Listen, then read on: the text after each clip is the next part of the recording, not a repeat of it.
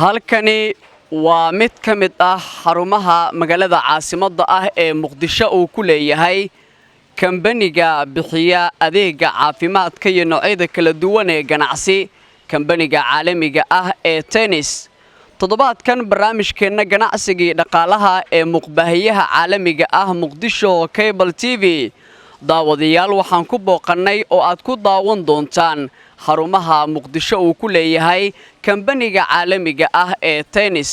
waxaana kambanigan uu ku caanbaxay in uu dadweynaha Soomaaliyeed ee bulshada Soomaaliyeed ugu faa'iideeyo noocyada kala duwan ee caafimaadka gaar ahaan daawooyinka casriga ah iyo sidoo kale inuu ka taageero xagga abuurka oo ku aadan shaqooyinka waana kambaniga kaliya ee Soomaaliya ee sameeyay shaqo abuurka ugu badan ee dhalinyarada iyagoona hadda dhalinyaro fara badan oo kumanaan gaaraya ay halkan maalmaha toddobaadka ay shaqooyin ay ka heleen barnaamijkeena ganacsiga iyo dhaqaalaha toddobaadkan waxaad ku daawan doontaan howlaha ganacsi iyo caafimaad ee kambaniga Tennis xagga kaamirada waxa iga caawinaya Farax Zubeer Xaaji Xasan Fantastic waxaan ahay Cabdirashiid Maxamuud Maxamed Cabdirashka oo barnaamijkan idin soo jeedinaya waa mar kale iyo barnaamijkeena ganacsiga iyo dhaqaalaha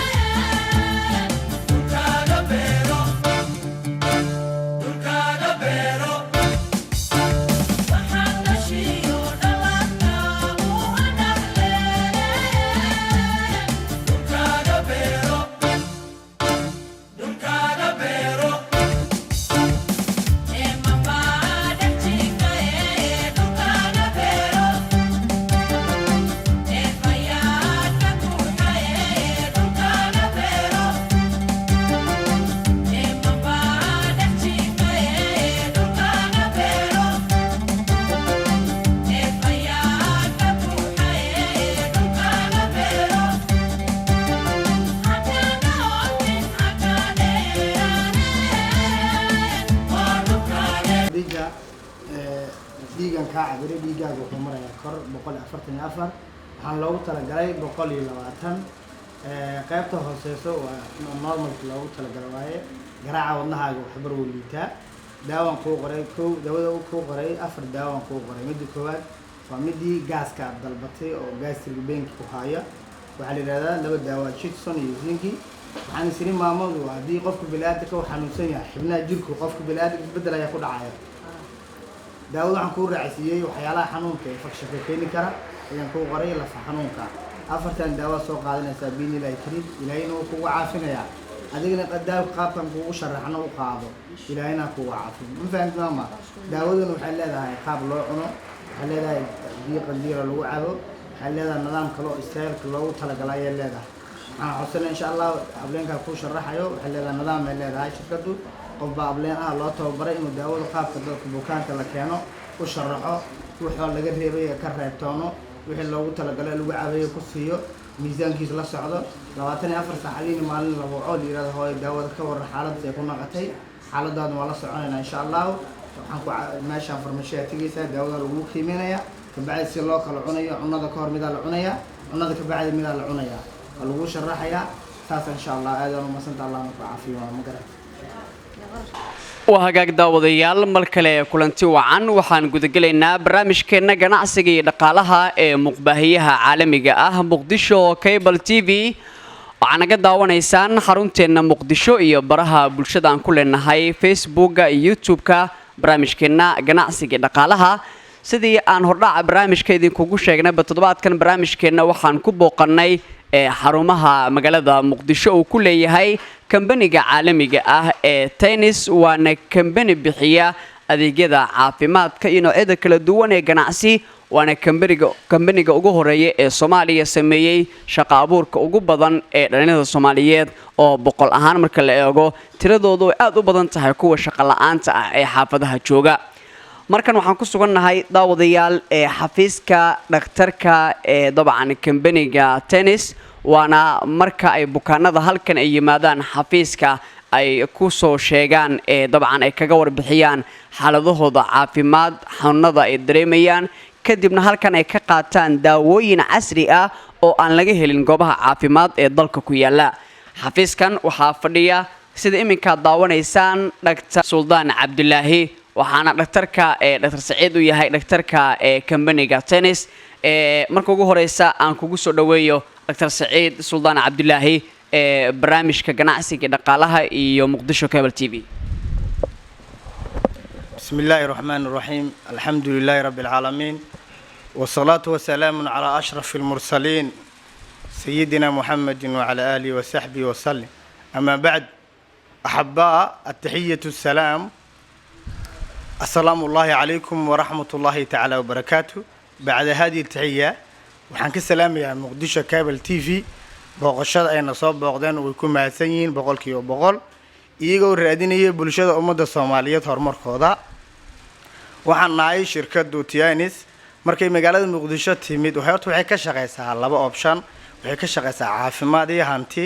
hantidu waa option nimam kale iga dambeeya ayaa sharaxaya hadii aan ahay dhakhtarku u fadhiyo qaybta sectionka taleex dhaqaatiirtu way badan yihiin shopku wuxuu ka kooban yahay 3 baranji ayuu leeyahay wuxuu kale leeyahay taleex baranji uu ku leeyahay Bakaro baranji ayuu ku leeyahay Sinaan baranji ayuu ku leeyahay dhakhtarka halkan ila hadlaya magaciisa liiraad Dr. Saciid Suldaan Cabdulaahi waa dhakhtarka u fadhiyo qaybta taleex waa dhakhtar ka shaqeeya u adeego bukaanada ummadda Soomaaliyeed kaasoo u qabanayo bukaankii la keena annaga bukaanada sida isbitaalaadka kale bukaanka iska tagaya uma tago laakiin bukaanadaynu waxay u yimaadeen shirkadu dadka minbariska ah ayaa noo soo ifadgareeyo ayaa noo keena bukaanka markii noola keeno nidaamka sharciga waxa marsiinaa caafimaadku كو مركي قفكي نولا كانوا وعن ودينا مقعيس السدحان iyo age-kiisa iyo female iyo male laba dhidig midoow yahay ka bacdi waxaan ka qaadnaa waxa la yiraahdo history taking taariikh nololeedkiisa wax xanuunada ku dhaca hadii waxa ku xogo physical examination in qofku laga suubiyo palpation auscultation in loo suubiyo history taking waxa soo hoosgalayo qofku MBB-ga laga cabiro dhiigiisa loo sheego diastolic blood pressure-ka waxa ku xogaadana weight-ka in miisaanka laga cabiro qofku waxa jiro xanuunada qofku bilaadka markuu ku weydiyo waxyaala sign am symptoms sign-ku waxyaalaha qofka bilaadka ka muuqda symptoms-kana waxyaalaha qofka u qorsan dhakhtarka la rabo inuu ku ogaado bukaanka qofka markuu qaabilayo kombalaynada markuu qorayo qofku bukaanka wuxuu leeyahay madax xanuun aan qabaatay toore xabadka uu xanuunaya gaas ayaan dareemaya tifo Soomaali dhibaato ka jirta bukaanadu caafimaadku way garanayaan iyaga xanuunka ku sheegay wuxuu ku leeyahay xanuun heblo baa haya waxaan ka yaabay magaalada Muqdisho bukaanadu isbitaalka ay u tagayeen si loo sheegay xanuun heblo baa ku hayo qofku ku imaanaya asuu ku leeyahay gaas ay hayo ayuu ku imaanaya oo xanuunka yaqaana anagana waxaan suubinaa si bukaanka aan u qancino xanuunkii oo sheegto waan ka aqbalnaa warka kuma celina baaritaanna waan u suubinaa waa gartay alaabta Dr. Saciid imika daqiiqada ka hor waxa dabcan ka tagay dhowr bukaan waxa ugu dambeysay maamo aad daawo ah oo dabcan dhiigi aad ka cabirtay maamadaasi maxay ka cabanaysaa maamadaas waxay ka cabanaysaa markii la sheegay muhiimad markay meesha soo fadhiisto waxay tiri gaas ayaan qabaatay toore waxaan u imaaday daawada gaaska aniga dhakhtarku markaas waajib waxa saaran bukaanka wuxuu ku yiraahdo dhakhtarka complaint aad qorto oo ah helicopter pylori gastribin complaint qorto waxa laga rabaa nidiska kale u baahan kar dhakhtarka inuu bukaanka si fiican u eego ka bacdu nidiska loo baahan waa BB-ga waa inaad ka cabirtaa miisaanka aad saartaa xanuuno kale hooyo mid jiraan waa inaad dhahdaa qofku waa bilaadan uu iloobi karaa ma yeetiro hooyo gaasaan qabaa waxaan si weydiiyay hooyo ku celi hadii waxa iloobi karto bilaadan ma tahay waxay tir hooyo infection aan qabaa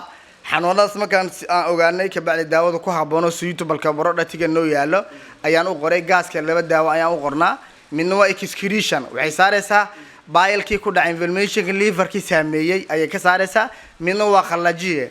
Dr. Saciid Suldaan Cabdulaahi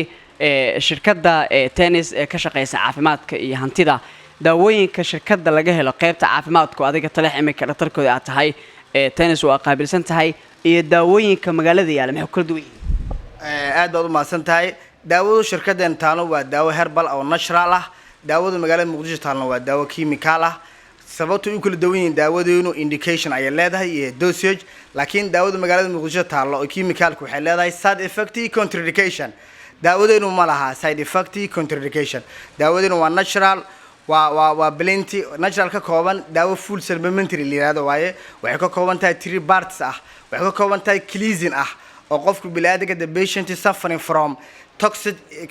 excretion the waste product ah iyo waxay ka kooban tahay nourishment for the body ah iyo waxay ka kooban tahay prevention for the treatment ah saddex ay ka kooban tahay saddexduna side effect ma laha contraindication ma laha dad badan oo Soomaaliyeed noola keenay xanuunada qaba markii aan wareysana laba option baa ku wareysana in qofka warbixintiisa history taking ka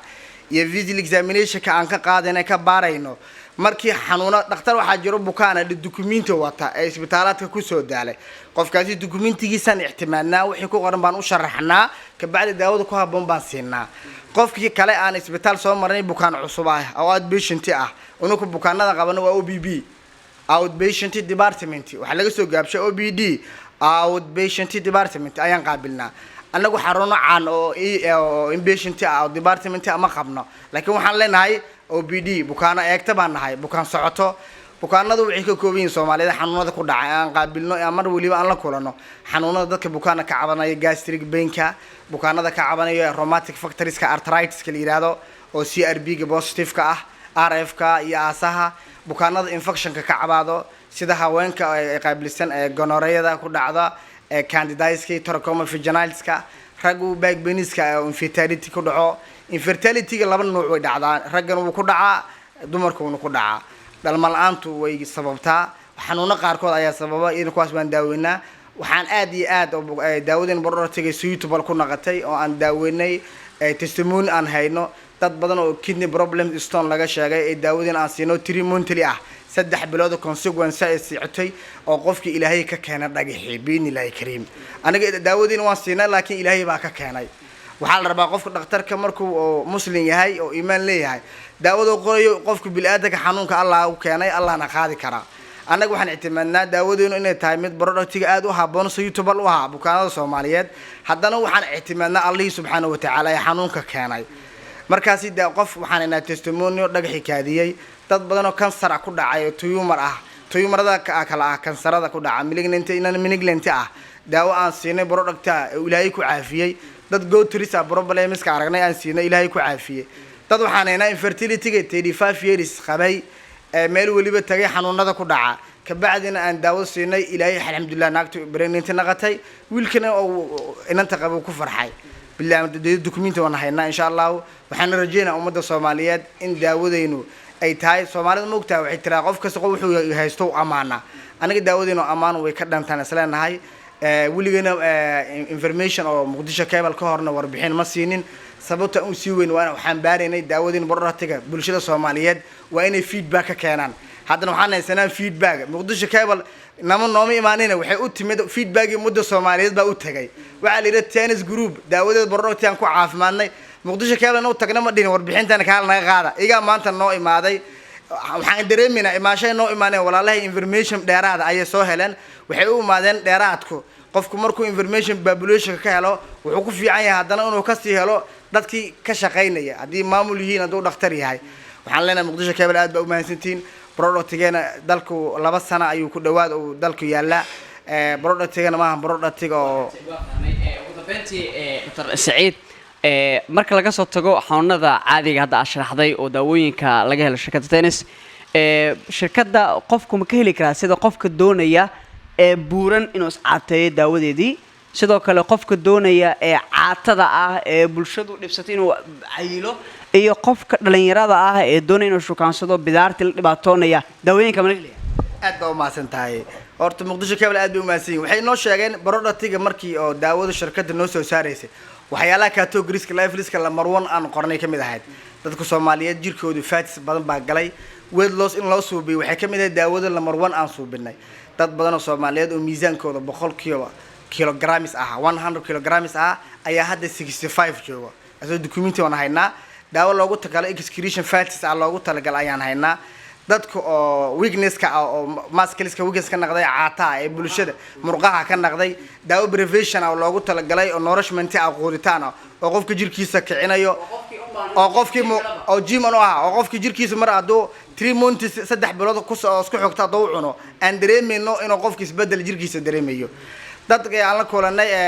saddexda option ay weydiisay qofkii cayilna miisaanku daawada ku dhumaysan haynaa qofkii caatada ay magaalada Muqdisho dadka dhahay war yaa caata taayo miya xanuunka cudurada qaar kood hebel laga sheegay dadkaasuna daawano siinay oo Ilaahay ku caafiyo waan haynaa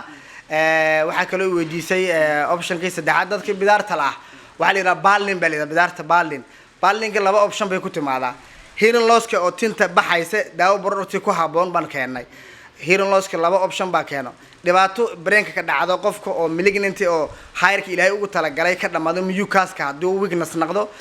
daawo weakness-ka ko prevention ku soo banaysa qaadayso nourishment ah iyo mid oo hiri dhigta waraasa oo awowgiisi cidiisa ay qabto daawo aan siinay YouTube ay tinta soo baxda jiro insha Allah waa hagaag daawadayaalkaasi waxa uu ahaa Dr. Saciid Suldaan Cabdilaahi dhaktarka qaybta taleex u fadhiya shirkadda caafimaad iyo hantida Tennis waxaana uu la hadlayay barnaamijka ganacsiga iyo dhaqaalaha Muqdisho Cable TV sida daawateen dhaktarka waxa uu aad uga warbixiyay qaybta caafimaadka uu qaabilsan yahay daawooyinka laga helo iyo daawooyinka shirkadda Tennis waxyaabo ay kaga duwan tahay daawooyinka kale ee magaalada yaala wali waxaad daawanaysaan barnaamijkeena ganacsiga iyo dhaqaalaha xarunteena Muqdisho iyo waxaana ka daawanaysaan baraha bulshada aan ku leenahay Facebook iyo YouTube-ka waa hagaag daawadayaal wali waxaad daawanaysaan barnaamijkeena ganacsiga iyo dhaqaalaha oo idinkaga imaanaya muqbaahiyaha caalamiga ah ee Muqdisho Cable TV toddobaadkan barnaamijkeena sida aan hordhac idinku sheegnayba waxaan ku booqanay xarumaha Muqdisho uu ku leeyahay kambaniga bixiya caafimaadka iyo hantida Tennis wali waxaan ku jirnaa qaybtii caafimaadka haddii aad daawateen Dr. Saciid markan waxaan ogaan doonaa bukaanada dhawaan isticmaalay daawooyinka shirkadda Tennis ku bogsooday Ilaahayna uu daawada ugu daray waxa la jooga mid kamid ah bukaanadaasi oo aan la hadli doono marka ugu horeyso adoo magacaaga ku bilaabaya daawooyinka shirkadda Tennis xilliga isticmaashay marka hore magacayga hadaan ku bilaabo magacayga waxa la yiraahdaa Cabdiraxmaan Aadan waa double Aadan daawooyinkan shirkaddan Tennis waxaan isticmaalay bishii afraad sanadkan aan ku guda jirno ayaan bilaabay waxa lagu yiri fursad caafimaad baan ku haynaa sidii aan ku soo raacay muddo la dhahayay niyow xanuun aad u daran baan qabay oo xitaa Saudi Arabia daawooyin aan uga soo qaatay oo aan ka bogsoon waayay oo Soomaaliya gudaheeda Turkidan iyo masaarida hataa daawooyin badan aan ka isticmaalay oo muddo badan aan ka isticmaalay xanuunkaas ilaa iyo muddo wuxuu ila soo jiray adiga muddo 3 sano iyo bar ayaan dhibaatadaas haysay waa gartay xanuunkaas maxaa la magaciisay xanuunkaasi wuxuu ahaa awood xagga taranka ayaa ogaa iga yaraatay anoo 20 jir ah ayaa ogaa dhinac awoodii tarankan waayay marka qofka ninka raggan hadii dhinacaas laga galo waad ogtiin sida badan waa isdhiibaa haddaba meelo badan baan daawooyinka isticmaalay daawooyinka aan u waday oo meelo badan oo isticmaalay nimbuko wax la yiri boqol ku talis sidii baa igu dhacday anoo daawooyinkii isticmaalayo oo wada oo chemical-ka ahaa magaalada aan ka isticmaali jiray markii dambe kambanigan Tennis baa la ii sheegay in daawooyin oo herbal ah oo ka shaqeeyo oo keeno oo waliba iibka tooska ah ku yimaada oo aan gacan kala soo marin daawooyinka shirkadda Tennis oo kale imise bilood isticmaalaysa waxaan isticmaalayay 3 bilood buu daktarka ii qoray wuxuu yiri daawooyinkan waa herbal sidaan ku sheegnaad oo isticmaalaysa daawooyinkii kale oo kale la mid ma ahan daawooyinkan qaabkaas oo isticmaalayso uu yiri daawooyinkii marka bishii ugu horeysay waan iibsiday haddaan iibsiday daawooyinkii baa sidii waxa ugu darneed tan aan la yaabka badnaa daawo biyo qanda lagu isticmaalay shirkaddan ka hor ma arkin daawooyinkan biyo loo karkariyaa biyo yar oo shimbilisa ayagoo aan wali biyihii oo biyo ku gubayna aan ahayn oo shimbilis ah ayaa lagu isticmaalaa daawooyinkan hadda caafimaad ahaan maxaad dareemaysaa ma sha Allah hadda waxaan dareemayaa caafimaadkayga waa 100% saddexdaas bilood markaan isticmaalay 2 bilood ka mid ah markaan daawooyinkan isticmaalayna ganacsiga baa la ii bandhigay oo marka hore markaan imaanayay warbixin kooban baa ganacsiga laga siiyay ganacsigan wax la yiri waa health and wealth caafimaad iyo hanti labadaba waa ka kaafin doona xanuunada aad ka cabanaysan waad ka dawoobi doontaa hantini waad ka heli doontaa waad ku caafimaad doontaa baa lagu yiri markaas aniga hanti iyo waxeeda waxa la dhihi jiray Soomaaliya waxa kuma maahda nin meel u cad meel ka midow marka sidaas darteed waxaan iri aniga hantida ay dambeysay daawada la iga gado daawadii baa la iga gaday 2 bilood markaan daawadii isticmaalay hami baa yeeshay dareenkayga soo noqday bishii saddexaad daawadeed markaan u imaaday waxaan iri meeshina hal igu celiyo waan isqoraya shaqadiina baan iri sidii baa liigu celiyay shaqadeena waan isqoray hadda company-ga waxaan ka shaqeeyaa muddo 5 bilood baan ka shaqeeyaa oo bishana igu 6 bilood baan company-ga saas ugu shaqeeyaa ma sha Allah shaqa abuurkana waan ka helay company-ga hadda alxamdulillah darajooyin baa la galaa darajooyinkaas baan hadda ka marayaa darajooyin fiican baan ka marayaa alxamdulillah xagga noloshaydana isbedel baan aan ku sameeyay marka company-gaas xag dhaqaala iyo xag caafimaadba qofkii doonaya waa nala soo xiriiri karaa waa noo iman karaa haddaan wax yar raaciyo qofkii doonaya inuu aniga hataa ila soo xiriiro mobilkayga lambarkiisa aan u sheegayaa ummadda aan u sheegayaa mobilkayga lambarkiisa haddaan ii sheego waa 849 hormuud iyo nation asigoo ah haddaan ku celiyo waa 849 idinkoo mahadsan waad noo iman kartiin maama Sahra Xasan Maxamed waxay ka mid tahay bukaanada uu Ilaahay ugu daray caafimaadka daawooyinka shirkadda caafimaadka iyo hantida ee tennis waxaana ay isticmaalaysay daawooyinkaasi muddo ka badan ilaa 3 bilood maamada ayaa waxay ka mid tahay iminka dadka Ilaahay caafimaadka uu ku manaystay oo aan kula kulannay xarunta shirkadda tennis ee magaalada Muqdisho waxaan weydiinayaa bal hadda caafimaad ahaan waxa ay dareemayso iyo marka ay imaanaysay shirkadda tennis sida ay ahayd iyo xanuunada ay ka cabanaysay marka ugu horeysa maama Sahra daawooyinka shirkadda waxa isticmaashay tennis muddo ka badan 3 bilood bal markaad imaanaysa xasuusato kale maxaad ka cabanayso xanuunaha maama waxaan ka cabanayay xanuuno badan aad u fara badan waxa uu horeeyay gaas waxa ku xigay rheumatism waxa ku xigay keli dhagaxyaga jiray waxa kaloo i hayay nerve waxa kaloo i hayay tifo ama typhoid waxa u taqaaniin waxa kaloo i hayay malaria xanuuno aad u badan ay hayay tiraba ilaa 6 cudur ayaan iskaga daaweeyay allaha raxmaankaana daawo iigu daray rabbiga raxmaanka baa horta daawada bixiya isagaana wax daaweeya laakiin bila aadanku waxa lagu yiri dadaal allaha kugu guuleeyay ilaahay way igu guuleeyay shirkaddan markii la igu soo macsuumay inama telefoon ii soo diray waxa la yiraahdo waad xanuunsanaysaa waxaan ku haynaa shirkad caafimaad iyo dhaqaale ka shaqeysa waa la yaabay waxaan ku yiri war ku hore kuma bogsanne lacag ma haysteeda iga daayay marka dhowr jeer ay igu soo celiyeen markii dambe waxaan ku yiri dawada haysan maxay tahay waxay igu yiraahdeen waa dawo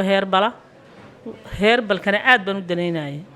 haddii ay herbal haystaan waan idin imanayaa baan ku yiri sidaasaan shirkadda ku tagay markii la ii sharaxay shirkadda dawooyinkeedii aadaan ugu bogay waxaan xanuunsanay ma shaqayn karay horta bal dawada hal iga gado xubin shirkadda kamid ah isla markiiba isqoray daawona waa la iga gadan waxaan haddii aan ku dawoobo dawada markaa kadib baan shaqay waxa ka wada hadlaynaa muddo bila dawadeeda la siiyay dawadii markii la siiyay allaha raxmaankii uu igu guuleeyay bishii waa caafimaaday waxa igu darnaa cagaha iyo kelidoo dhagaxyaga jiray allaha raxmaankii uu igu caafiyay bil markaan joogay anigoo feeyo oo lugayga ku socdo oo shaqaysanayaan tagay waxaan shaqana waan rabaa daawona waan rabaa daawadii hal igu celiyo marka maama Sahra xanuunada ku hayay oo aad u badnaa xanuunka ahaa kelida dhagax uu kaaga jiray daawadii lagu siiyay kadib maxaa dareentay ma dhagaxii caadi buu dabcan kaaga soo baxay daawooyinka isticmaashay kili ahaan markii kelida ku xanuunaysay ma dhagaxii uu iga burburay soo raacay kaadida waxaan isa saaray computer 2 jeer dhagax kuguma jira la igu yiri soo le mar dhexdii ay yara xanuuntay dawadii aan ku celiyay marka aad baan uga roonahay waa ka fiicanahay cunaha xitaa buro yar bay iga tiilay buradu ma weyneyn waana iga dhamaatay hadda waa ka fiicnaaday marka Saciid baa dabcan qaybta taleex qaabilsan baa filayno ku qaabilay oo daawooyinka uu ku qoray bal markaagii iyo hadda farqi baa ku dhaxeeya caafimaad ahaan sida noo sheegtay hadda maxaad dareemaysaa xanuunadii ku hayay hadda xanuunadii haye boqolkiiba boqol aad baan uga caafimaad qabaa waan fiicanahay waan shaqaystaa wax dhibaato ma qabo hadda waxaan idhaa cudur weyn oo markii hayay ayaa hayay maama ma jiro waan fiicanay boqolkiiba boqol aadaan u fiicana aabe ibraahim cali abtidoon waxa uu dabcan uu ka mid yahay aabayaasha Soomaaliyeed ee halkan yimid xarunta shirkadda caafimaadka iyo hantida ee tennis ee ku leedahay Taleex magaalada Muqdisho waxaana daawadayaal sida imikeedu muuqanaya aabe ibraahim uu yahay mid caafimaad qaba waxaana marka hore uu aad uga cabanayay cuncun xagga jirka oo gabi ahaanba uu ahaa qof isxoqa habeen iyo maalin waxa uu aabe isticmaalay daawooyinka jirka loogu talagalay isagoo hadda jirkiisa uu yahay mid badqaba oo dhammaan cuncunkii haye uu yahay mid ka bogsooday aabe ibraahim waxa uu muddo kadib dib ugu soo laabtay shirkadda si uu qaato daawooyin kale isagoo haddana dareemay xanuuno alla uu keenay oo ay ka mid yihiin kili xanuun dhammaan hadda waxa uu ka yahay xanuunadaasi kuwa ka badqaba waxaana xubin uu ka yahay shirkadda tennis isagoo caafimaad qaba ayuu shaqaynayaa waan la hadlayaa san u ogaano bal aabe ibraahim waxa uu dareemayo iyo barnaamijkeena ganacsiga dhaqaalaha aabe bal shirkadda tennis baa isticmaashay daawooyinkeeda 2 jeer baa isticmaashay xanuunka jirka ku hayay 2 bilood daawada isticmaalaysay bal ka waran see ku noqotay aad iyo aad ugu caafimaaday boqolkiiba boqol wixii aan tabanayo dhan weladinkiisa daawada cun waa ka bogsooday marka jirka guud ahaan baa waxa ka dareemaysa cuncun saacadda aan joogo ma isxogo jirkayga meel aan xogo ma jirto wadna xanuunkii iyo keliya xanuunkiina waa ka caafimaad qabaa bedel haddaan nus saac socdo wadna ay xanuun jiray hadda intaan doonaan socon karaa 12 haddaan socdo ma ay xanuunayo marka jirka uu ku cuni jiray hurdada kale ma seexan jirtay ما يمسح انت ورد انت سحو كلا برئه ما حد وسح ما بالي حنون العليل ماله تركي وعافمد قبي داوينك شركه تنس امسبل استعمالش تن هore waxa isticmaalay 2 bilood tan hadda waa tan cusub baad iyo wata idan bila isticmaalaya daawada marka maxaa loogu talagalay dhafarka muxuu ku sheegay xanuunka waay wadnaha marka xanuun ahaan maxaa ka dareemaysaa wadnaha waxaa laga dareemayaa inuu garaaci ka iga baaba'ay waa daawadii kelida haye kelida maxaa dareemaysaa dhinaca doono dhinaca xanuunku yahay haddaan u jiifto daqiiqad yar ka bacdi waa xanuunaysa laakiin hadda dhinaca raba u jiifo karaa xanuunku waa ilaahay baa iga waday daawada marka kelida iyo midda dabcan wadnaha ah ee hadda aad bilowday imisa wada bila wada ilaa amada ku dar ilaahay caafimaad ugu jiray shirkadda caalamiga ah ee tennis ee ka shaqeysa caafimaadka iyo hantida waxaa markii ugu horeysay ay soo aaga dhigatay magaalada Muqdisho sanadku markuu ahaa 2013 waxaana shirkadda ay ka furatay dhowr xarumood magaalada caasimadda ah ee Muqdisho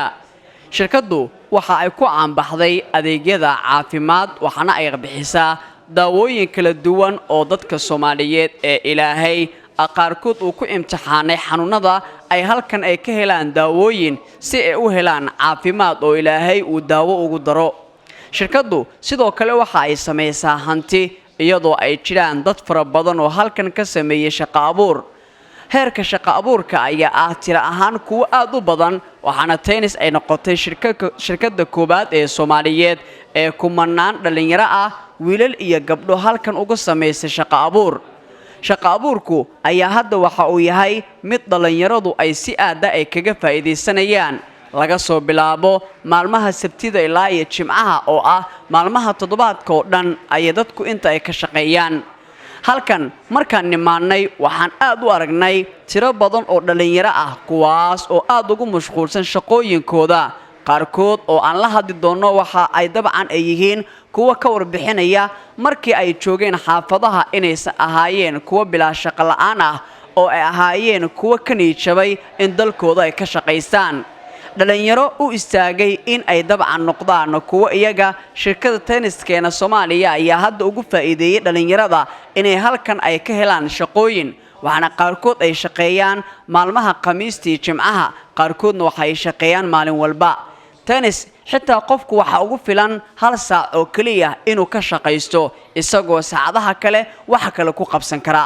wali waxaad daawanaysaan barnaamijkeena ganacsiga iyo dhaqaalaha adigoo magacaa ku bilaabaya ugu horreyn ku soo dhawow muuqbaahiyaha caalamiga ah ee Muqdisho Cable TV iyo barnaamijka ganacsiga iyo dhaqaalaha bismillaahir rahmaanir rahiim alxamdulillahi rabbil caalamiin magacaygu waa maxamed macali abuukar xasan goobtan ama ganacsigan ka shaqeynaa xilliga qanaatimo dahab waan idin soo dhaweynaya waan ku faraxsanahay maantay inaan ka qayb qaato waraysigan muuqbaahiyaha caalamiga ah ee san qiyaasayo Muqdisho Cable TV inta kadib anigu waxaan ahay qof ka howlgala rugtan ganacsi aad u jeedaan ee maanta aad soo booqateen ee la yiraahdo Chance International Health Industrial Park ama Chance International Company waa company caalami ah ka shaqeeya dunida in fara badan oo kamid ah ilaa 224 wadan oo caalamka kamid ah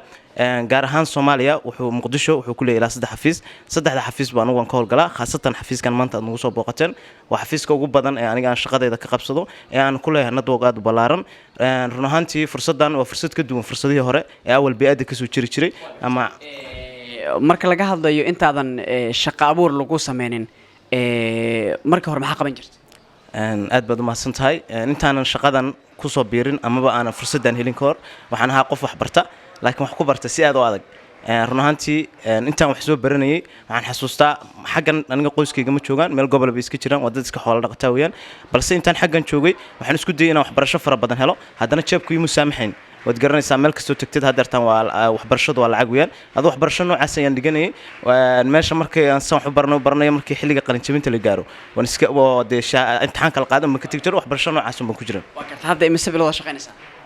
waxaan ku soo biiray fursadan shaqo ama aan bilaabay bishii 7 waxaan darajooyinka ugu horeeya ee qofku uu ID-ga ku helo waxaan imid bishii 7 waxaan darajooyinka ugu horeeya ID-ga qofku ugu soo baxo aan ku galay bishii 10aad bishii 11aad ID-ga ay yimid inta lacagaha aad ka samayso sidee u maraysaa ma waxaa tahay qof reer leh mise waalidkaaga dabcan ku xawsan waa mahadsan tahay reer malihi horta waan rajeynayaa waa nimcooyinkii dhiman buu ku jiraa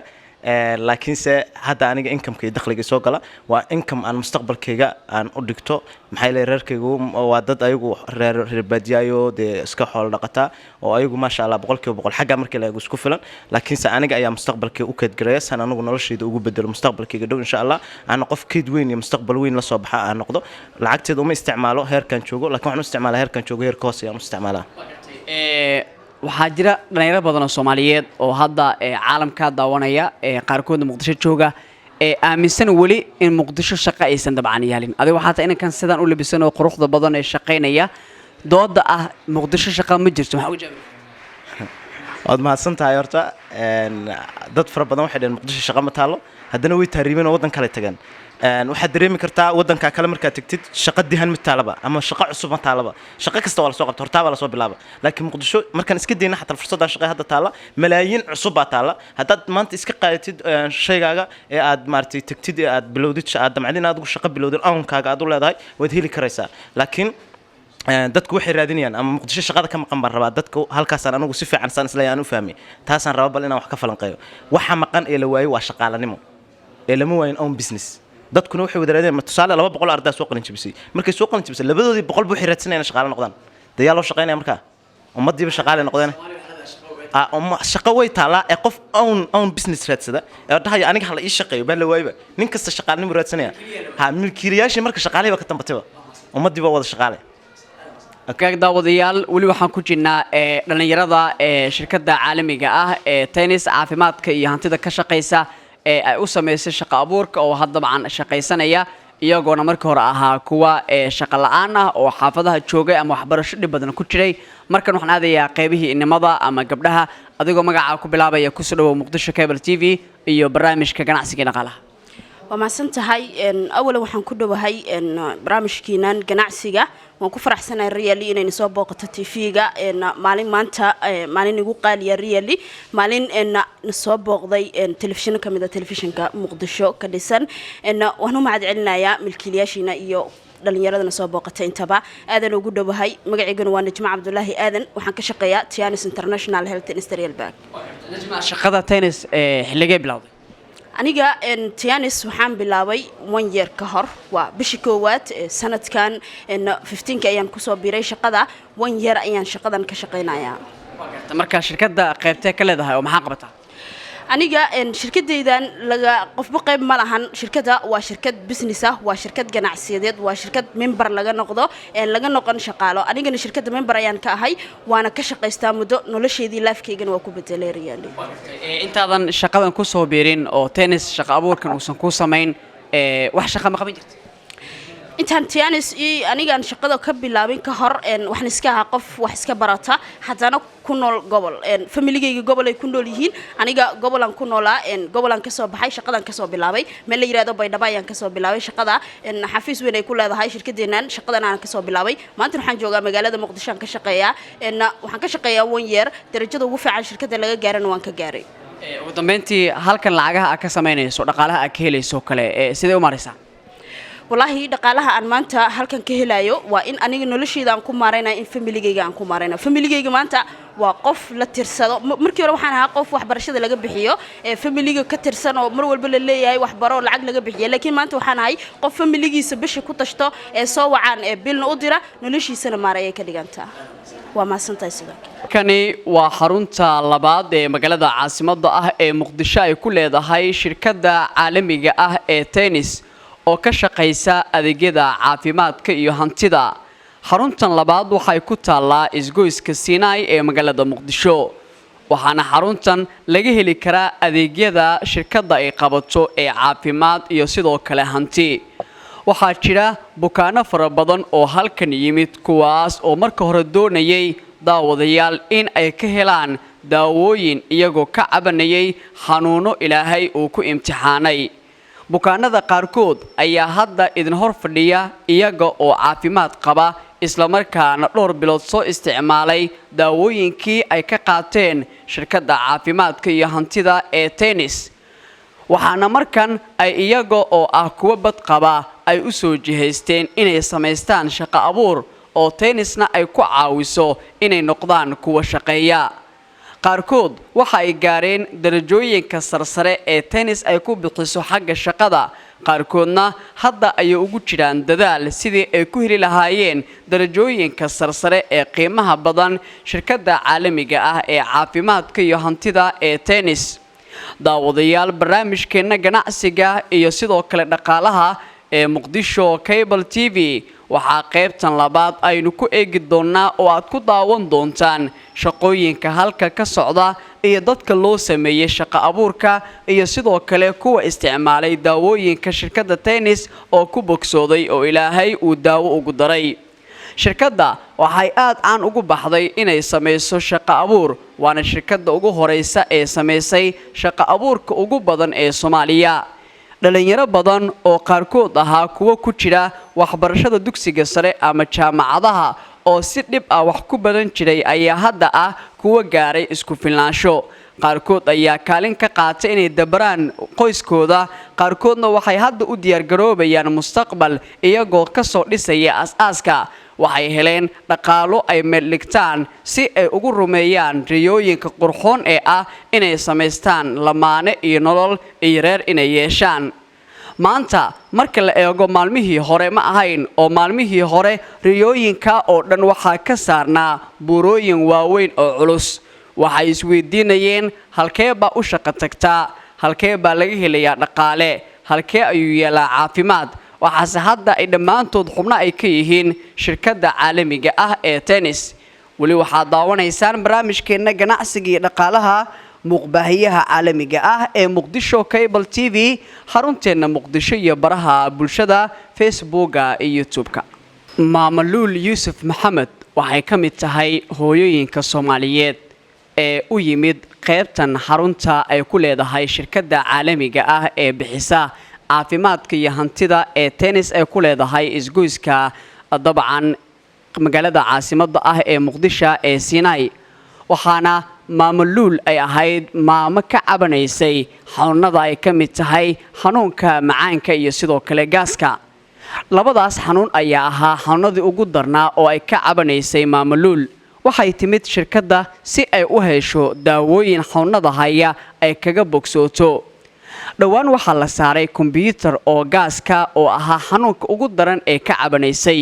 daawadayaal iminka waxaa dabcan idiin muuqanaya oo aad daawanaysaan maamaluul yuusuf maxamed iyadoo ilaahay uu daawo ugu daray daawooyinkii ay ka isticmaashay shirkadda tennis waxay tahay maamo hadda shaqaysata oo xubin ka ah shirkadda tennis waan la hadli doonaa si aan u ogaano bal hadda waxay dareemayso iyo bilooyinka ay isticmaalaysay daawooyinka maama bal hadda xaaladaada caafimaad ee guud ka waran xanuunkii macaanka ee dhibka badan kuga hayay ilaahay uu ka qaaday iyo gaaska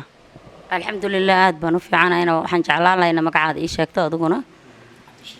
cabdirashiid sharashka aad baan kuu soo dhaweynayaa hambalyaan ku leeyahay aad baan kuu salaamayaa markii hore waan xanuunsanaay xanuun 100% aan dareemahayga dhamaysa socodka dareemi karinoo aan markaan usoo socday shirkadaanoo gabar ii soo kaxayday aan 3 jeer jidka la soo fariistay iyo ay hayay oo loo yaqaan xanuunka macaanka ama sokorowga iyo gaaska oo igaba sii darnay macaanka la igu naxtiminay maani halkan markaan nimaday wiilashan yararka jooga ayaa igu qaabileen waxaan ay sheegeen inay daawo isii doonaan markii la ii sheegay inay meesha caafimaad iyo hanti tahay ayaan ku yiri hantidu ha iga taale caafimaadka ayaan gelayaay caafimaadka waxa la igu yiri 3 bilood ba daawo qaadan doontaa daawadan aan hadda gacmaha ku hayo ayaan isticmaalay oo qaatay daawooyinkan marka isticmaashay maxay kala yihiin iminka gacanta ku hayso daawadan waxa loo yaqaanaa jatusin daawada loo yaqaano waa jirka bini'aadanka ayaa lagu dhaqaa waxay ka soo saartaa dhagaxyada sidoo kale carrada sidoo kale ekstaroolka sidoo kale waxyaabaha jirka dhibaatada ku ah sidii dhagaxii carradii xabadii firirkii waxa ku jiro dhanbay ka soo saartaa daawadaas baan isticmaalay waxaan kaloo isticmaalay daawadan loo yaqaano calcium-tuga oo calcium-tuga uu yahay calcium-ka uu yahay curyaha koobaad oo jirka bini'aadanka curyaha koobaad oo jirka bini'aadanka way qofka duusan calcium lahayn nolol ma leh haddaan calcium jirin nolol ma jirto sababtu waxay tahay caafimaadka midka ugu horeeyo oo lagu dhashaa waa calcium bini'aadanka waxay ka samaysan yihiin nudfa calcium nudfadaas oo ah ninka ragga markuusan lahayn biyihiisu calcium aysan lahayn inuusan wax awlaadaba dhalin sidiisaba haddaan laga daweyn waxyaabaha calciumka laga waxa kamid ah adoo calciumka qaadata oo kale adoo qaadata baruurta xoolaha cunto oo kaleeto adoo qamadiga iyo caanaha ciirta ama caanaha geel badsato oo kaleeto waxyaabahaas ayaa calciumka laga helaa laakiin dadkeenu calcium ma isticmaalo oo wuxuu ka yahay xubinta calciumka dhaag ayuu ka yahay sida guryaha loo isticmaalo wax calcium ma cunaan dadku dawadan waxa la yiraahdaa cell antipower ayaa la yiraahdaa ayaduna waxay qabataa wax qabadka maqaarka ay aad ugu dheeraydaa kiliyaha iyo jirka ay la shaqaysaa sidoo kale waxay qabataa waxyaabaha soo aftiga soo saar jirka ay ka shaqaysaa wax jirka ku jiri kara ayadana ma jirto dhalinta ay ka qayb qaadataa sidoo kale waxay ka qayb qaadataa cirooyinka dadka ka soo baxa oo kaleento wax walba oo jirka bini'aadanka lagu qurxinayo ayada ayaa ugu dheer labada xanuun ee halkan u timid ee kala ahaa ee macaanka iyo gaaska ma xilliyo isku mid isku aragtay mise way kala horeeyeen oo gaaska ayaa ii horeeyay anoo gaaska wax badan qaba ayaa wax walba xanuunka ihayo dhanba gaas moodayay ayaa sokorta laga helay sokorta markii laga helay sokorta inta laga daweeyay xanuunka gaaskana sidaas uu iga dawo asaguna waxa halkan ka maqan caleen lipid antipower caleen leeyahay halka saaran oo dawadan hadda hortaada ka muuqata kamida ayaa kamida waxyaabaha gaaska loo isticmaalo oo maxaa tiraahdaa aan isticmaalo iyada tan ayaa kamida marka daawooyinka labada xanuun ee gaaska iyo macaanka aad u isticmaashay ee dhaqaatiirtu ay ku siiyeen tennis imise bilood isticmaalaysa waxaan isticmaalay 2 bilood iyo bar 75 cashan isticmaalay 9 casha ayaa la igu talagalay sokortaydu waxay noqotay 9 markii la cabiray marka saas darteed ayaan daawadiina iskaga joojin cuntadayda isaga waqtay xalwada ugu sareeyay wax aanan cuni jirin wax anta cuntahoona cuni jirin waxa kamid ah sida xalwada oo kale biscuitka kale qaraha oo kale cambaha oo kale canjeerada iyo baastada iyo rootiga waxyaabahaas ma cuni jirin waxaan wax aan isticmaalin hadda ma jirto ugu dambeyn hadda waxa tahay qof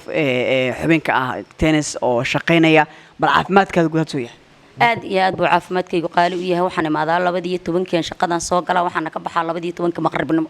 intaas waxa laga yaabaa inaan hal mar weysaysanay maana mar kale aanan masquul u baahan baa laga yaabaa caafimaadkayguna waa 4% buu yahay maxaa tiraahdaa sheeg hantina waan ka helay caafimaadna waan ka helay darajooyinna waan ka gaaray oo darajooyinka aad loogu faraxsan yahay oo loogu dhawaado xagga sheerka kambaniga aad baad u mahadsantahay marka ay ugu horeysaa Faadima Iido Xasan waxa ku soo dhawaataa Muqdisho Cable TV iyo barnaamijka ganacsiga dhaqaalaha waa ku dhaw walaal soo dhaw adigana dabcan waxa kamid tahay inta badan dadka isticmaala daawooyinka shirkadda tennis ee ku bogsooday xanuunadii dabcan aad ka cabanaysay oo dhibka kugu hayay inta daawooyinka lagu qorin maxay ahaayeen waxay ahaayeen alxamdulillah waxay ahaayeen xanuun oo la yiraahdo xasaasi qanjir oo ku jiro dhuntaan oo infection oo qaada leedahay inta dhowr dhakhtar hore u tagay marka alxamdulillah ani horta markii aan imaanayay kambanigan ma ogeynin in caafimaad laga helo dukaana gadanaya dukaana ku lahay suuqa Kaaraan anoo dukaankayga gadgato gabar kambaniga ka shaqeysa maalin walba waxay soo mari jirtay ayadoo shaqada ka soo baxday markay soo mari jirtay gabadhiya saameyn ugu yeelatay waa su'aal marka waxaan dhahay adiga maalin kasta inta ka imaataa waxay tir kambaniga ka shaqeeyaa kambaniga maxaa laga qabtaa kambaniga hanti iyo caafimaad laga helaa ay tire hanti iyo caafimaad laga helaa markaas caafimaadka iyo soo badan bini'aadanku waa lacag jecel yahay maho waxa ii soo booday lacagti markaas waxaan dhahay bari igey way keentay meeshii markay keentay meeshii iska diiwaan galiyay anoo lacag rabo laakiin aad u xanuunsan oo 2 sano xanuunsanaa markii aan meeshii imaaday daawadiya iibsaday daawadi markaa iibsaday daawadiya qaatay guriga tago waa isticmaalay markii aan isticmaalo adii 45 cisho aan isticmaalay daawadi xanuunada aan isku arki jiray way iga been inta badan way iga been in yar ay ugu hartay markaas waxaan cuni jirin marka hore sidii sokorto kale markaa cuno anoona sokorna lahayn aan ku bariri jiray ilaa qanjarka ma shaqeeyahay maho qaraaro sii daya qaraarkaasna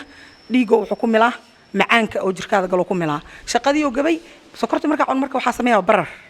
maalmahaas ma shaqeysan kari guriga jiifa maalna shaaha cab isdhaay shaaha markaa cabay bararkii male talo waxaan dhahay daawadu waa fiican tahay waa lagu caafimaadahay balaan soo badsado daawadii aan soo qaatay hadana mar labaad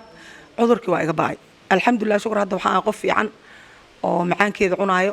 digirta iyo basbaaska iyo waxyaabihii dhibi jira markaa xasaasiyada qabay na hadda si toos ah u isticmaalaa alxamdulillah shukr marka daawada shirkadda Tennis ee dabcan ay ku siisay ee lagu qoray ma waxaad ku soo gabagabaysay oo aad ku caafimaadday 45 cisho mise waqti daawooyin kale baa jiray oo bilooyin kale isticmaalaysay waxaan ku darsaday horta daawada aan isticmaal waa tan aad u jeclaa judsiin aan la daawadan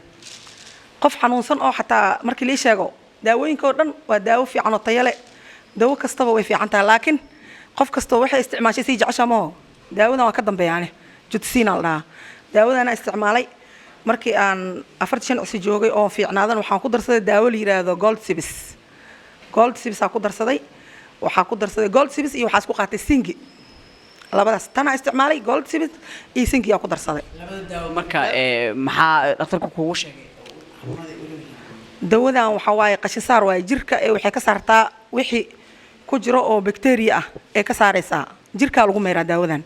marka daawadan isticmaalo oo jirkayga meermay oo caafimaadka aan dareemay daawadaasna waxa waaye adkeen iyo meeritaan eedan isugu jirtaa marka waa isticmaalay daawadii kale marka isticmaalay caafimaadkayga 100% oo noqday caafimaadkayga inta aan isticmaalay daawooyinka haddii aan isku soo dardaro adiga 75 cisho kama badno 76 kama badno hadda dabcan waxaa tahay qof caafimaad qaba oo ilaahay daawadii lagu siiyey uu daawo kugu daray waa gartay ma jiraan dad adigu daawada shirkadda ee ku siisay Tennis dad adiga ka sii iibisay oo xanuunsanaa ama ehelkaagii oo inuu ku caafimaad way jiraan waxaa jirto islaan meeshaan horta markii aan daawada iibsaday waxaan ka noqday xubin waan ka shaqaystaa marka dadkii aan ku wargeliyay in meeshaan hanti caafimaad laga helo dad kamida oo aniga dadka aan keena kamida waxay keeneen islaan buro ku taalo islaanta burada ku taalay daawooyin loo qoray daawooyinkaas oo waxa judsiin maxaa la dhahayay singi waxaa loo qoray calcium daawooyinka markay isticmaashay buradii hadda waxay ku taalaa iyadoo yar oo baabi'i rabtay ku taalaa bil iyo 10 bir camal in daawada isticmaalaysaa buradii idoo ka biirtay ku taalaa oo aad u faraxsan ay joogtaa alxamdulillah shukr waxay iidan ku soo haminaysaa inay meesha ka shaqeysato meesha aan ku fiicnaaday dad badan waa ka shaqeysay tiri dad badan oo ogahana waa ka daaweeyaha marka gabadhaasna ana daaweeyay alxamdulillah adigna waa mahadsantahay وهاجاج داوديال محمد محمود سني وحو كميد هاي دتك كو عافماضي داوينكا او بخيو كمبانيغا اما شركه عالميغا تنس او كشقيسا عافمادka iyo hantida محمد محمود سني بل هدا حالada caafimaad guud ilaahay ku ziyaadiyay had ma dareemaysaa xaaladaydu aad u fiican tahay anigu maaragtaa tiyaanis ka hor caafimaadkaygu caadi ma ahayn waxaan ku caafimaaday daawo badan oo ay kamid tahay suburleena ay kamid tahay calcium oo kamid yahay horta xasaasiyada waxaan u isticmaalay daawada loo yaqaano suburleena waatan suburleenadana u isticmaalay dhinaca naftirkiisa asaan u isticmaalay calcium 1 waa u isticmaalay waa kan calcium 1 kana la yiraahdo dhinaca oo kale maxaa ka dareemaysaa dhinaca waxaan u maaragtay wax koolba camal iga dhici jiray marka halka aad aan u fiicnaa hadda 100% waa ku bogsadha hadda aniga waxaan isticmaalay tan oo dhinaca waxaan isticmaalay hal bil tanna wax yar ma ku fariisaba marka aad aan u fiicnaa hadda 100% wax xanuun dareemo ma jiraan hadda qof iyo orod bana ma jirto dad badan oo ku daaweeyna waa jiriya marka ximad ka noqdo haddana inaan ayada ka shaqeysto kaliya aan diyaar u ah wali darajooyinka sarsare ma gaartay darajooyin sarsare aadan u gaaray maaragtay aniga hadda inaan ka shaqeysto meel kale inaan ka shaqeysto ma rabo marka ugu horeysa adigoo dabcan magacaaga ku bilaabaya ku soo dhawow muuqbaahiyaha caalamiga ah ee Muqdisho Cable TV iyo barnaamijkeena ganacsiga dhaqaalaha okay bismillaahir rahmaanir rahiim waan ku dhawahay barnaamijka Muqdisho Cable TV magacayga waa Saciid Maxamed Xasan waan ku faraxsanahay inaan soo booqataan oo waxaan hayno ama bulshada u hayno bulshada gaarsiisan aad baan ugu faraxsanahay marka waxaan leenahay soo dhawaada aad u mahadsantiin Saciid waxaa ka tirsan tahay shirkadda caalamiga ah ee bixisa caafimaadka hantida ee tennis xarunteeda labaad ee Muqdisho ay ku leedahay Sinai adiga xagee qabisan tahay okay ma sha Allah horta anu company-gan ka tirsanahay company-gan waxaan ka ahay qof loo yaqaano independent business owner amba qof ganacsi madax bannaan leh ayaan ahay aniga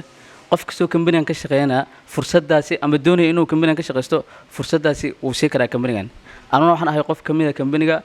oo business leh oo businesskiisu madax bannaan yahay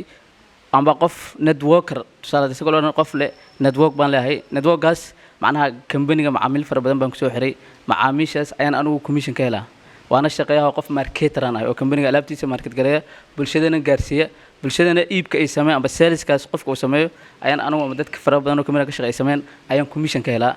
commissionka qaabka loo helano wuxuu leeyahay company wax la yiraahdo marketing plan buu leeyahay marketing plan-kaas ayuu commissionkiisu ku base garaysan yahay waxaan u fahmay adoo ganacsigaagii wata oo madax bannaana ah haddana waxaa qayb ka tahay tennis oo dadka doonaya baad ku soo xirtaa bal shaqadan soo aragtaa wallaahi shaqadan waan ku faraxsanahay tennis ka hor waan shaqay jiray company-gan ka hor waan shaqay jiray muddo waxaan ku jiraa company-gan 2 sano ayaan ku jiraa ka hor qof caadi ah normal employee ah amba qof shaqaale caadi ayaan ahay oo macallin baan ahay tan isku sheego macallin baan ahay macallin iskuul baan ahay iskuulkaas ayaan maadooyin ka dhigi jiray marka qof employee markuu qofku yahay waa qof salary buu qaataa mushaar go'an buu qaataa laakiin halkaan qofku employee mana qofku waa qof ganacsi madax bannaan ayuu leeyahay ganacsigaasi minis ayaad adigu commission baad ku shaqeynaysaa halka salary halka looga shaqeeyo commission baad ku shaqeynaysaa minis meeshan awoodaada qofku kartidiisa ayuu ku soo bandhiganaya laakiin qofku markuu shaqaale yahay kartidiisa ma soo bandhigi karo wax go'an ayuu qaataa laakiin halkaan qofku awoodiisu isticmaalaya iibka uu sameeyo ayuu faa'iido ka leeyahay okay wagaag Saciid marka hadda heerka ka gaadhay tennis oo darajooyinka ah ilaa inta ka gaartay okay company wuxuu leeyahay wax loo yaqaano star levels buu leeyahay amba darajooyin baa jira darajooyinkaasi darajada koowaad ilaa darajada 8aad ayaa jirta intaas qofku wuxuu wax ka helaa networka amba dadka macaamiisha customerska uu abuuray ayuu lacag ka helaa laakiin qofku markuu darajada 8aad dhaafo darajooyinka laba jira oo loo yaqaano darajooyinka abaalmarinta waxaan anagu u dagaalamayno company-gan maanta waxa waaye global share baan gelinaa global share means company-ga 224 wadan buu ka shaqeeyaa 224 taas wadan ee company uu ka shaqeeyo ayuu qofku percentage caalami ku yeelanaya markuu darajada 8aad markuu xaq u dhaafo anu marka waxaan ahay company-gani darajada 8aad waan dhaafay darajo loo yaqaan pros ayaan ahay waxaan company-gan inta ka shaqeynayay abaalmarino fara badan baan helay dalxiisan ku guuleystay oo wadamo fara badan baan tagay inta company-ga ka shaqeynayay aqoon fara badan baan ka helay company dhexdiisa sidoo kale waxaan ku guuleystay gaari baan ku guuleystay $15,000 oo abaalmarina ayaan company-ga anu ka helay minis anoo ka shaqeynay waliba less than 2 years amba wax ka yar 2 sano anoo ka shaqeynay company-gan sidoo kale company-ga hadda global share ayaan galay darajo loo yaqaan bros ayaan hay wuxuu qofku xaq u yeelanayaa inuu 3 bilood oo helo 3% caalami ah percentage caalami oo 3% ah inuu 3 bilood mar ayuu xaq u yeelanayaa taasina waa waxa company-gan maanta uga faa'iido badan yahay qofku inuu normal employee caadiga yahay amba shaqaalaha caadiga inuu yahay faa'iidada uu dheer yahay amba company-gan maanta anigu shaqeynayno waa taas aad u mahadsan adoo magacaaga ku bilaabaya ku soo dhawo marka ugu horeysa Muqdisho Cable TV iyo sidoo kale barnaamijkeena ganacsiga dhaqaalaha okay aad u mahadsantiin waan dhawahay Mr. Cabdishakuur Rashka aad u mahadsantahay waan dhawahay magacaygu waa cabdiwaabi axmed yuusuf waxaan shirkaddan ka shaqeeyaa waxaana ka hay member shirkadda ka mid ah waxaan ku hay shirkaddan qof networker ah shirkadda network ku leh companigan waxaan kusoo biiray before 2 year 2 sano ka hor waxaan ahaa anigu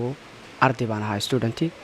jeclaana inuu survivor inuu noloshiisa badbaadsado ama uu noloshiisa la dagaalamo kadib waxaan kusoo biiray companigan really waxaan ka helay faa'iidooyin aad u badan hadday tahay caafimaad hadday tahay dhaqaale maanta darajada maraya waa bronze lion faa'iidooyinka lagu helo maanta dalkeena lagama heli karo shirkaddan waxaan ku helay 2 sano gudaheeda lacag dhan $30,000 in ka badan baan ka shaqaystay shirkaddan abaalmarin aan ka helay shirkaddan darajada 7aad markaan galay shirkadda waxay siisay gaari qiimihiisu $15,000 baan ku guuleystay darajada 8aad markaan galay waxaan ku guuleystay gaari qiimihiisu $10,000 haddana still waxaan fighting ugu jiraa inaan helo abaalmarin aad u badan oo maan joogsan wali waan sii wadaa waxaan marayaa bronze lion waxaan ku jiraa global share shirkaddan global share baan ka helay maanta ma jirto Soomaaliya faa'iidooyin inta leeg maanta meel kale laga heli karo anu dadkan opportunity u abuuray waa in ka badan 4,000 oo qof waan anigu dadkan opportunity u abuuray ay 4,000 oo qof maanta meel ay ka heli karaan chances ma jirto maanta dadka anigu maanta shaqaysta aan anigu oran karo dadkan keenay way sii keeneen anigu shirkadda waxaan ku soo daray dad ka yar 4 qof 4tii qof qaar kamid ah waxay qaateen baabuur 4tii qof aan keenay qaar kamid ah iyaguna waxay gula guuleysteen baabuur waxayna sii sababeen inay 4,000 oo qof oo reer Muqdisho maanta ay ka helaan chance oo naftooda iyaguna ku shaqaystaan ay qultal darro ka helaan ay naftooda ku kafeeyaan oo maanta aaminaan dalkooda inay wax ku qabsadaan really waxa oran karaa fursad aad u qaaliya oo fursad Ilaahay loogu mahad celiyo fursadaas really anigu chance kaas maanaysta still waxaan ku rajaynayaa insha Allah hadii Allah inaan sii wado shaqadayda hadii Allah ugu dambeyntii iminka darajada aad gaadhay ee ah darajooyinka ee shirkadda tennis ay ku gaadhay ma darajooyinka ugu sareeya mise waxaa jira darajooyin kale ka sareeya oo hadda aad la dagaalamaysa thank you very much Cabdishakuur darajooyinka shirkaddu waxay leedahay starting and ended waxay leedahay shaqo meel laga bilaabo lana gaaro meel ended ay ku dhamaanayso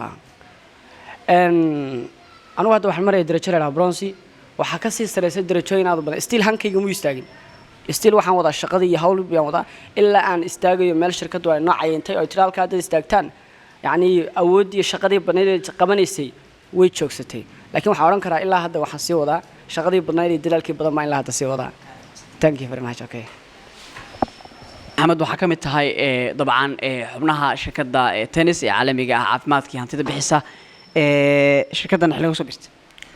wallahi aniga horta magacayga saddexan maxamed cabdi baraan ku macdheeray shirkaddani waxaan ku soo biiray muddo laga joogo haatan 2 sano aniga waxaan ka imaaday degmada Baraawe markaan Muqdisho imaanay Muqdisho waxaan u imaaday aniga inaan jaanis aan u helo inaan dalka ka baxo oo aan wadamadan kale oo maciinbado si aan noloshaydii u badbaadiyo laakiin markaan meeshaan imaaday alxamdulillah waxaan la koobsaday shirkaddan tennis oo ah xilligii markaa ay wadanka imaanaysay ama Muqdisho imaanaysay ayaan la koobsaday kadibna aniga waa member baa ka noqday shirkaddii oo waan ku biiray markaan ku biiray kadibna kulli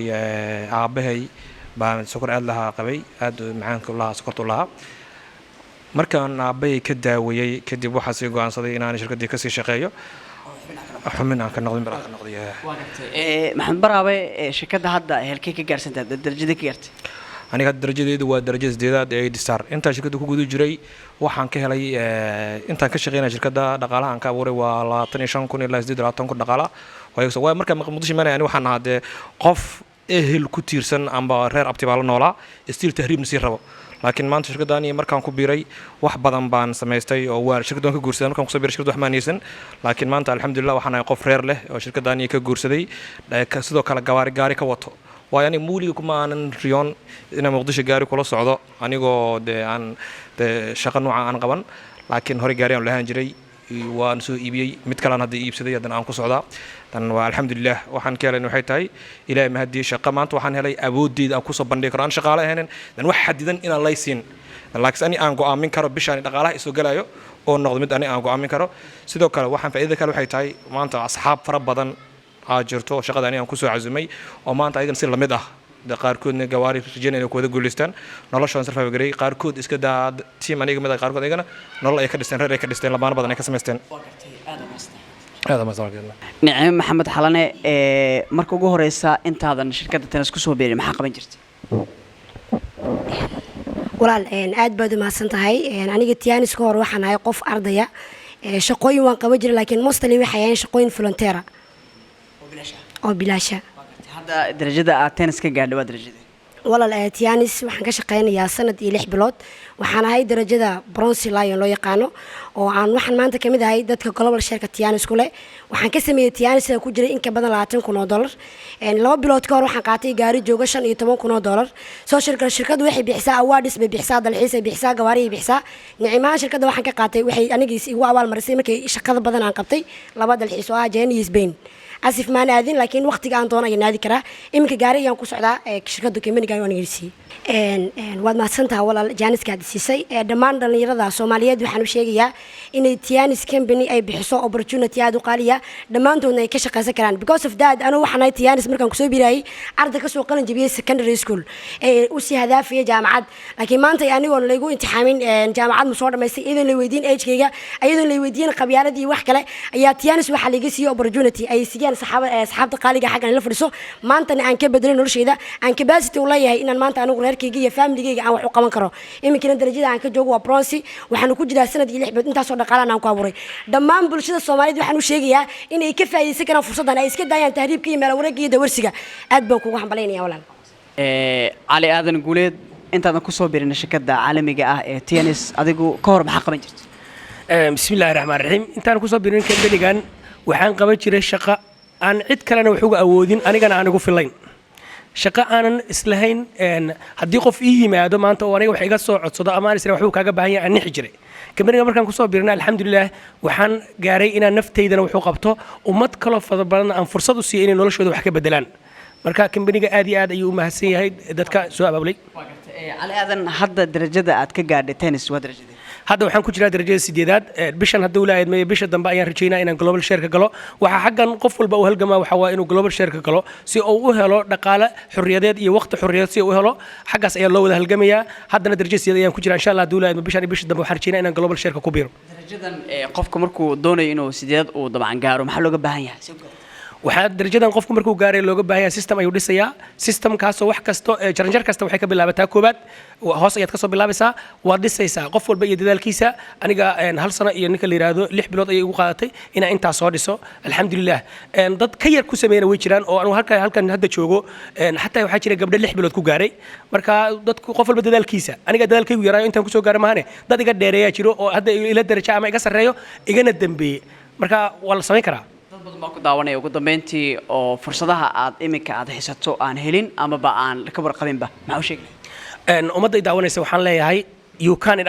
if others can haddaad qof sameeya uu jiro waad samayn kartiin qof kasta wixii qof gaara wuu gaari karaa way inoo furan tahay waxaan u soo jeedinayaa dhalinyarada walaalaheeya ay daawanayso inay ka faa'iidaystaan fursaddan ayna tahay fursad naftiisa keliya qofka aan ku filayn ee uu ummadda kale wax u qabanayo mar kasta waad jeceshiin inaad wax caawisiin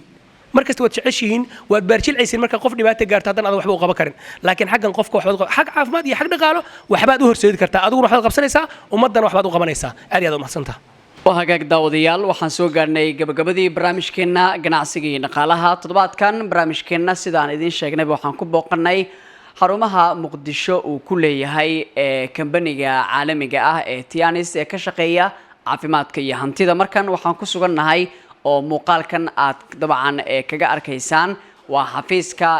dabcan ama qaybta farmashiga la yiraahdo oo marka dhakhtarku bukaanadu ay la soo hadlaan daawooyinka loo soo qoro halka ay ka qaataan xafiiskana iminka ayaa dabcan waxay tahay meelaha ugu badan dadku ay ka helaan daawooyinka xanuunada kala duwan ee dabcan ay ka cabanayaan adoo magaca ku bilaabaya xafiiskan ay dabcan ka tahawludeen oo aad maamushaa ku soo dhawo Muqdisho Cable TV waa mahadsantahay waan ku dhawaa Muqdisho Cable TV adinkuna ku soo dhawaada Tiyaanis xafiiskeeda ama qaybteeda productiga ama wax soo saarka ku soo dhawaada waa mahadsantiin magaceygana waa Dalmar Ibrahim Umar dalmar dadkii kala dubnaa oo aad u adeegaysay gaar ahaan kuwii had ugu dambeeyay daawadayaashu ay daawadeen inta badan xanuunada ay qabeen oo warqado ugu qoran dhakhtarka uu la soo hadlay maxay ka cabanayeen oo xanuuna ah oo daawooyinkaasi aad u mahadsantahay waxay ka cabanayeen xanuuno kala duwan sida rheumatism oo kaleetood sida qof ka cabanayay gaas laakiin markuu qaybtii hore dawadii qaatay follow up usoo noqday ama dabagal usoo noqday doctorkuna uu usoo qoray markaas dawo labaad uu usoo qoray marka oo ahayd qaybtii labaad qaybtii horena uu kaga bogsooday xanuunka gaaska uu uga bogsooday deedna uu usoo qoray tii rheumatismka iyo tii bararka dejinaysay iyo tii jirka kobcinaysay ama nafaqo siinaysay oo nutritionka aheeday ayuu maxaan ku radaa ninka la yidhaahdo ayuu doctorka usoo qoray marka halkan qofka markuu doctorka la soo kulmo bukaanka markuu doctorka la soo kulmo loo soo qoro warqadda halkan ayuu yimaadaa kabacdina waxaan halkan uga adeegnaa warqadda waxa ugu qoran ayaan u adeegnaa anagoo qiimihiisa u sheegna kabacdina qofku wuu adeegtaa uu qaataa marka dadka marka la eego ugu badan waxyaabaha ay inta ay ka iibsadaan oo daawooyinka ugu badan ay qaataan xanuunada dhakhtarka dabcan marka ay la soo hadlaan maxaa ugu badan ma waxay u badan yihiin xanuunada macaanka oo kale gaaska oo kale maxay u badan yihiin xanuunada ugu badan horta waa xanuunada lala socda ama xanuunka loo yaqaano chronic disease-ka sida xanuunka loo yaqaano macaanka ama sokorta xanuunka loo yaqaano dhiikarka xanuunka loo yaqaano maxaan ku radaa cholesterolka ama dufanka oo kaleetood xanuunada kale aad kuga cawdaan waxaa ka mid ah waxa loo yaqaano xanuunka burada dadku ay aadka maalmahan dambe uga cabanayeen burada sida midda ku jirta waxa loo yaqaano jirka qaybihiisa kala duwan sida kuwa minka gala oo kaleetood kuwa gala oo kaleetood maxaan ku radaa kuwa gala waxaa loo yaqaano jirka qaybihiisa kala duwan sida maqaarka oo kaleetood kuwa gala dabcan burooyinka ugu badan ee maalmaha la macaamilayna ama dadku daawooyinka u qaadanayaan waxaa ka mid ah kuwa gala halkan ama dhuunta oo qofka la arkayo asigoo indhaha kasoo baxayaan oo kaleetood indhaha iniisa soo banaanka soo aadayaan oo ceegsan marka kuwaas baa ka mid ah sidoo kale waxaa ka mid ah gaaska oo wax badan dad badan ay kaga bogsadeen sidoo kaleetoodna waxaa ka mid ah kuwa loo yaqaano maxaan ku idhaha xanuunada loo yaqaano ishag maxaan ku rahdaa maqaarka oo kaleetood aad ku cawdaan soo marka protection oo yaalla waxaa ka mid ah kuwa maqaarka waxaa ka mid ah kuwa maxaan ku rahdaa cleansing protection saddexba ayaa loo kala qaadaa ama saddex qaybood ay kala leeyihiin waxaa loo yaqaano cleansing ama nadiifin in jirka la nadiifiyo nutrition ama nafaqo in jirka la nafaqeeyo iyo waxaa loo yaqaano prevention ama waxaa loo yaqaano immune boosting ama difaaca jirka in sare loo soo qaado ugu dambeyntii halkan iminka daawadayaasha ay arki karaan daawada sida aadka ah looga taxadiray halada qaarkood habeenkii aad siisaan haddii u baahan tahay qabow ama heerkulkeeda si loo ilaaliyo faydhoorka iyo tayada daawada ay leedahay bal ka warbixi tayada daawada Tianis ay leedahay tayada daawada Tianis ay leedahay waa standard waa high quality standard waa ISO standard waa halal certificate ama waxay haystaa dhammaan standardada caalamiga ah lagu bixiyo tayooyinka ama waxyaabaha tayooyinkeedu ay aad u sareyso ay dhammaan waxay ka haystaa certificate marka dhanka tayada waa high waa perfect waana aad bayna u fiican tahay